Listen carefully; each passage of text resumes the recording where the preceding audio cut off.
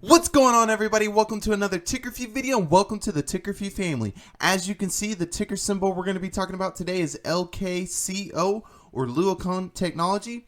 And so what we're going to be talking about specifically is how LKCO announces the favorable ruling granting preliminary injunction. So we're going to break down the defendant's statements. Then we're going to finish this video off with a chart analysis and price prediction. As always, thank you so much for the support, guys. It has been an awesome journey so far, so thank you so much. And if you're new to this channel, welcome, and let's go and get started.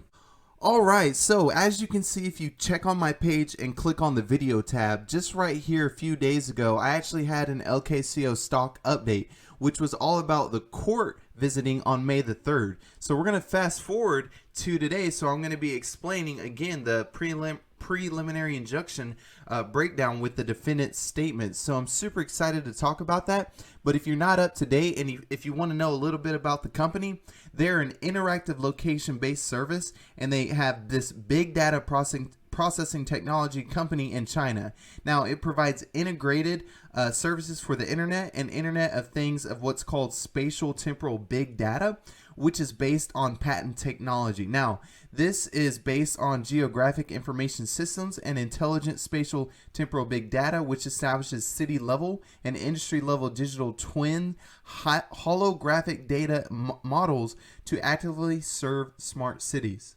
All right, finally, we get some really good news that I have been honing on this whole entire time, just trying to constantly stress how important it is on what's been going on. So I am so excited, super zealous just for this information. So Luokung announces the favorable ruling granting preliminary injunction. Now, again, they are a leading interactive location-based service and big data company, and they were granted by the United States District Court for the District of Columbia. In its ruling, the court explained that it was preliminary enjoining the prohibitions against Luokung in full. As a result of the ruling, the Department of Defense and other government defendants are enjoined from implementing or enforcing the designation of Luokung as a community Chinese military company and the resulting restrictions pursuant to Executive Order 13959. Now, Mr. Song, Chairman and CEO, stated, "We wholly agree with the court's ruling and are pleased to move forward. We are pleased to see a fair and just decision rendered for all shareholders." Again, super excited. Great information. Upon receipt of the court's decision, Luokung contacted NASDAQ senior management to inform of the action taken by the court and requested that NASDAQ reconsider the delisting determination that is previously issued, as well as its decision to suspend trading in Luokung ordinary shares effective at 7 p.m. today, May 7th, 2021. At this time, those discussions are in process and there could be no assurance that the NASDAQ will grant the request. Still, this is great moving forward, great information. So now let's actually see what some of the defendant statements were. All right, so May 5th, 2021, it was filed. So this is the civil action number 2021-0583. Now this is Luokung Technology Corp versus the Department of Defense. Now this is going to be the document number 33. So this is where we get the breakdown of the defendant's statements.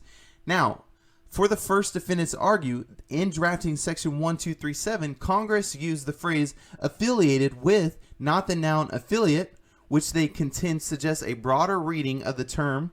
Now, as a result, defendants could have the court disregard any authority, several of which the court relied upon, with the other company that we've been talking about that defined affiliate, not the full phrase affiliated with. But defendants cite no support for their assertion that a broader reading due to the form is required. Now, indeed, another court that has considered this very issue concluded that affiliate and affiliated with are simply different forms of the same word, and the substantive meaning of the terms is the same. So that's going to be the first argument. Let's roll on to the second one. So the second defendants post that the court's current narrower construction of the affiliated with phrase would render affiliated largely over this statute's separate criteria concerning ownership and control. This would, of course, violate the canon of statutory interpretation that statutes should be read to avoid any provisions void or insignificant. Now, but the contrary to defendant's representation is simply not an issue here. The definition advanced by plaintiffs and used by this court in this other company defines affiliated with as when one entity is effectively controlled by another or associated with others under common ownership or control, which that makes sense. Now, both scenarios of effective control and association under common ownership or control are distinct from section 1237 or other prongs discussing ownership and direct control. Again, which makes sense. So let's roll on to the next one. Third, defendants reference a broader CCMC definition used in Department of Defense regulation governing military acquisitions to argue that this court should similarly broadly construe section 1237 definition of a CCMC. Now, the court is skeptical that it should grant this much interpretive power to an entirely different CCMC definition as it is used in entirely different contexts. Namely, the Department of Defense regulation in question was designed to protect and prohibit the introduction of Chinese malicious items into the military supply chain. Now, do not acquire items through a contract or subcontract at any tier from any communist Chinese military company. So, a CCMC, for the purpose of this regulation, is defined to include any entity regardless of geographic location that is a part of the commercial or defense industrial base of People's Republic of China, including a subsidiary or affiliate of such entity. Given the entirely different context of supply chain security, it makes sense that a CCMC would have been intentionally defined more broadly for the purpose of this regulation compared to the economic sanction policy to issue in section 1237. So let's continue.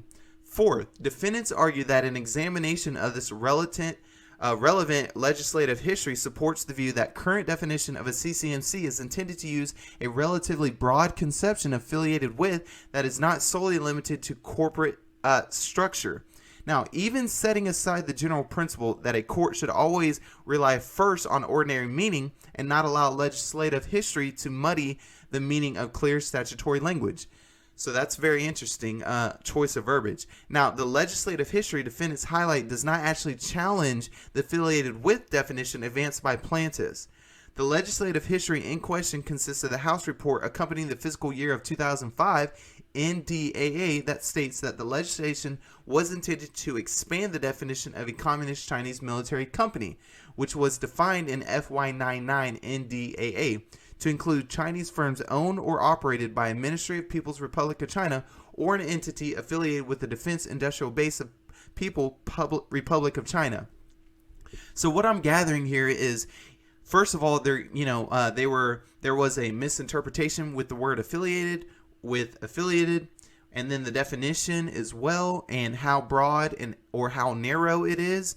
And so they're trying to say basically you have this generalized, broad type of understanding of what a CCMC is, and you can't just put us in that category because we don't fit into it. So here's the last one. Fifth and last, defendants contend that following the definition relied upon in the other company that we've been comparing to for reference will result in negative policy consequences that contrave Section 1237's intended purpose. They argue that such a definition would fail to address the threat posed by military-civil fusion that Congress was attempting to address because of as long as Ministry of the PRC government did not directly assert financial ownership over a civil corporation, the corporation would be immune from sanction regardless of its level of cooperation with the PRC military.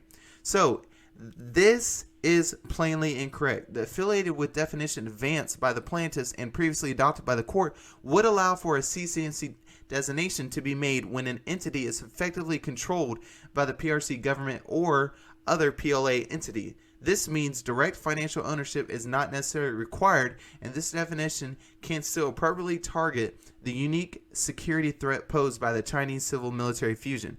So again, this is a lot of jargon. You have to try to break it down, but this is the best I could do. Just that way you understand what the statements are, where we're coming from. That way you can see where we're going to be when it comes to the catalyst on the stock. So now let's actually check out the charts. Let's do an analysis and a price prediction. All right, honestly, looking at this chart right now, I'm just going to kind of give it to you directly. What I see is the light at the end of the tunnel. We've been going through so many different volatility events through March and April. I mean, January and February was really nice. I really did enjoy that. But now with all what's going on with the hedge funds, with retail taxes, with the fear of hyperinflation and just inflation in general, I can finally start to slowly see that I believe hedge funds are slowly buying these stocks again. So I do see a light at the end of the tunnel. So I do want you to know that. So another thing is looking at the chart with the red body that was on the 27th.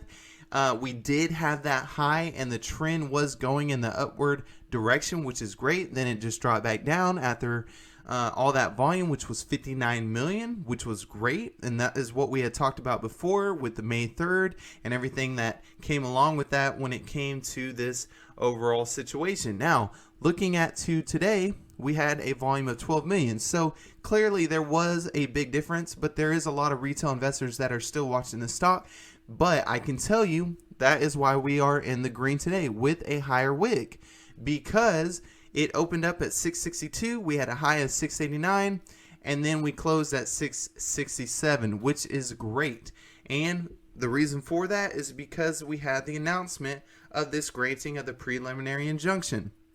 Again, if they did not see that this was possible, or if there was more of a reason to have more pushback, then this stock would no longer be on the market. So this is really good news. And so I can see the light at the end of the tunnel. I'm looking at Q3 and Q4. So when it comes to my price prediction, honestly, I think once retail investors get back in, we're looking at $7.45. I think even past $8. I say about $8.10 by the end of this year. So I am super zealous about it. Again, I really do appreciate you tuning in. I will keep you updated as soon as I find out some more information. That way you are always in the in and in the know. And so again, thank you so much for listening to this video.